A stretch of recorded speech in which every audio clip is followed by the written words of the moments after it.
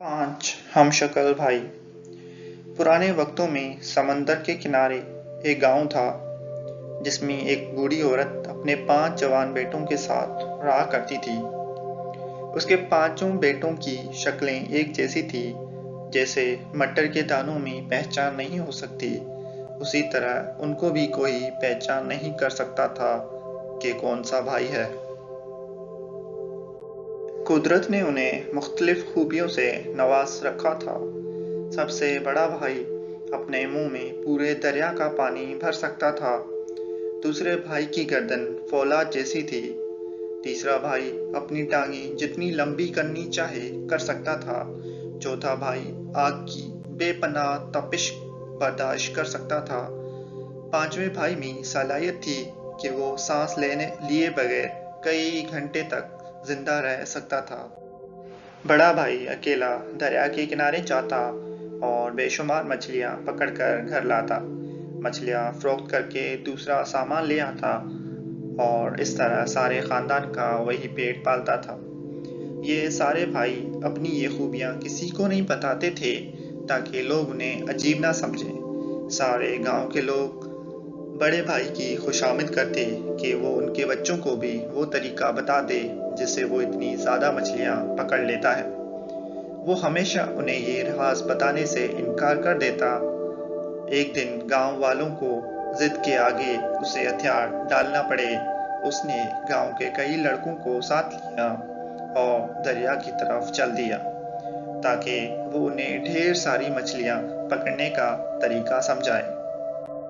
जब वो सब दरिया के किनारे पहुंचे तो बड़े भाई ने दरिया का पानी अपने मुंह में भर लिया। सिर्फ इतना पानी रह गया कि मछलियां तैर कर दूर ना जा सकें। फिर उसने लड़कों को इशारा करते हुए बताया कि वो जितनी चाहे मछलियां पकड़ लें। लड़के भाग के दरिया में उतर गए। लड़कों को दरिया की तह में बहुत खूबसूरत रंगों के वाले घोंगे भी दिखाई दिए। वहाँ बहुत से खूबसूरत सीपियाँ और कीमती पत्थर भी पड़े हुए मिले। वो मछलियों की बजाय उन्हें इकट्ठा करने लगे। उन्होंने पत्थरों से अपनी झोलियां भर ली। जब कुछ देर हो गई तो बड़ा भाई पानी को मुंह में भरे हुए बहुत थक गया। उसने वो लड़कों को इशारा करने लगा कि वो जल्दी दरिया के किनारे वापस आ जाएं। लेकिन वो तो दरिया के उस खजाने को जमा करने में इतने मसरूफ थे कि उन्होंने बड़े भाई के इशारों की तरफ कोई तवज्जो न दी और दरिया की सतह पर आगे ही आगे बढ़ते रहे। बड़ा भाई तंग आकर जोर जोर से हाथ हिलाने लगा, लेकिन फिर भी गांव के लड़कों ने जानबूझकर उसकी तरफ न देखा। आखिर जब बड़े भाई को महसूस हुआ कि वो अब दरिया का पानी मुंह में नहीं संभाल सकता तो उसने सारा पानी वापस दरिया में ढेल दिया। गांव के सारे लड़के अपनी लालच की वजह से दरिया में डूब गए। जब बड़ा भाई घर पहुंचा और उन लड़कों के माँ बाप ने उससे पूछा कि उनके बच्चों ने कितनी मछलियां पकड़ी हैं और वो कब घर आएंगे। बड़ा भाई बहुत अफसरदा था। उसने पड़ोसियों को सारा वाकया सुनाया और उन्हें यकीन दिलाने की कोशिश की कि उस अफसोसनाक वाकये में उसका कोई कसूर नहीं है। उसने सबको बताया कि किस तरह उसने लड़कों को मिन्नत की कि वो वापस आ जाएं, लेकिन उन्होंने उसका कहना नहीं माना।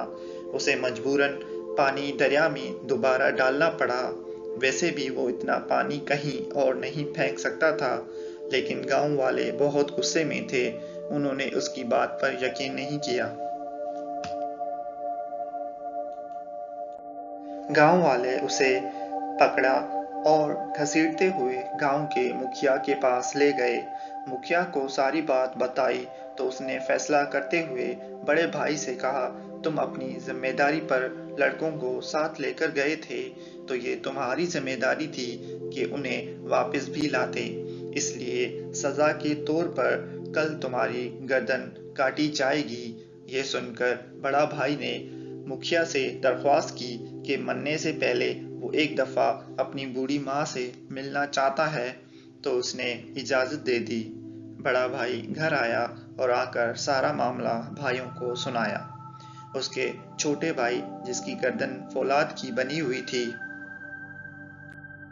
उसने कहा, तुम अपनी जगह मुझे जाने दो, किसी को पता नहीं चलेगा तुम हो या तुम्हारी जगह मैं हूँ, क्योंकि हमारी शक्लें इतनी मिलती जुलती हैं और किसी भी सूरत वो मेरी गर्दन नहीं काट सकेंगे। अगले दिन छोटा भाई मुखिया की अदालत में गया। कहने लगा, जनाब बहुत शुक्रिया, आपने मुझे मेरी माँ से मिलने की इजाज़त दी।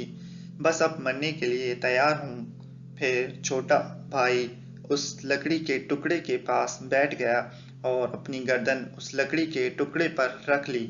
तब जल्लाद ने अपनी तेज धार से उसकी गर्दन पर वार किया, लेकिन तलवार उसकी गर्दन पर लगकर उचट हो गई। गर्दन पर कोई असर ना हुआ। ये देखकर फौरन एक और तलवार मंगवाई, जो ज्यादा तेज थी, और फिर एक और तलवार, लेकिन हर दफा फिर वही हुआ जो पहले हो चुका था। कोई तेज धार तलवार उसकी फौलादी गर्दन को नुकसान न पहुंचा सकी, बल्कि उसकी धार कट हो गई। आखिर झुंझलाया हुआ जल्लाद उसे वापस मुखिया के पास ले गया और कहने लगा, मोहतरम, इसकी गर्दन काटना नामुमकिन है, क्योंकि इसकी गर्दन फौलाद की तरह मजबूत है। आसिफ ने नया हुक्म सुनाया, कल इस शख्स को समंदर में फेंक दिया जाए। ये फैसला छोटे भाई ने सुना। उसने कहा, जनाब, मैं आज माँ को अलविदा कर आया था, लेकिन क्योंकि मुझे कल समंदर में डुबोया जाएगा, तो मुझे दोबारा माँ को मिलने की इजाज़त दी जाए। मुखिया ने फिर उसे इजाज़त दी। भाई घर वापस आया और उन्होंने दोबारा मशवरा किया।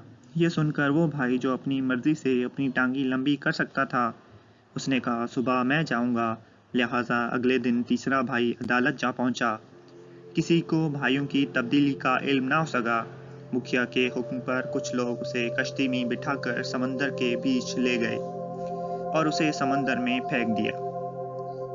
लेकिन डूबने की बजाय तीसरे भाई ने अपनी टांगी इतनी लंबी कर ली कि वो समंदर की तह को छूने लगी। अब उसका सर पानी से बाहर था।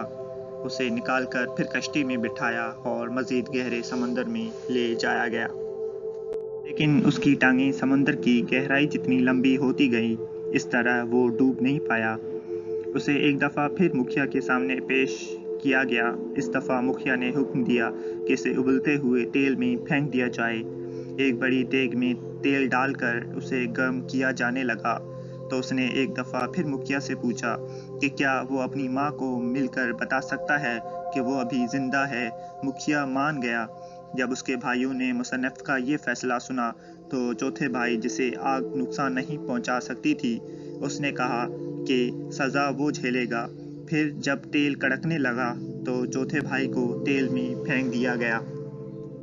वो उस बड़ी देग में यूं तैरने लगा जैसे किसी ठंडे पानी की झील में। वो कहने लगा, आग और तेज़ करो, ये तेल तो गर्म ही नहीं हुआ। जब जल्लाद को यकीन हो गया कि आग इसका कुछ नहीं बिगाड़ सकती, तो वो उसे दोबारा मुखिया के पास ले गए। मुखिया ने सारा मामला सुनकर सारे गांव की पंचायत बुला ली कि अब क्या किया जाए। तब उसने फैसला किया कि इस मुजरिम को मारने का एक ही तरीका बचा है कि इसे ज़मीन में जिंदा गाड़ दिया जाए। गांव से बाहर एक जगह बड़ा गड्ढा खोदा गया। एक दफ़ा कैदी को फिर से माँ से मिलने की इजाज़त दे दी गई। तो इस भाई की जगह पांचवें भाई ने ले ली, जो सांस लिए बगैर जिंदा रह सकता था। फिर ज़मीन में पांचवें भाई को गाड़ दिया गया, मगर उसे कोई फ़र्क नहीं पड़ा, क्योंकि वो सांस लिए बगैर जिंदा रह सकता था। जब रात को सारे मुतमिन होकर अपने घर वापस चले गए कि इंसाफ हो चुका है, तो चारों भाइयों ने उसे गड्ढे से निकाल लिया। फिर सब भाई अपनी माँ के साथ हंसी खुशी ज़िंदगी गुजारने लगे।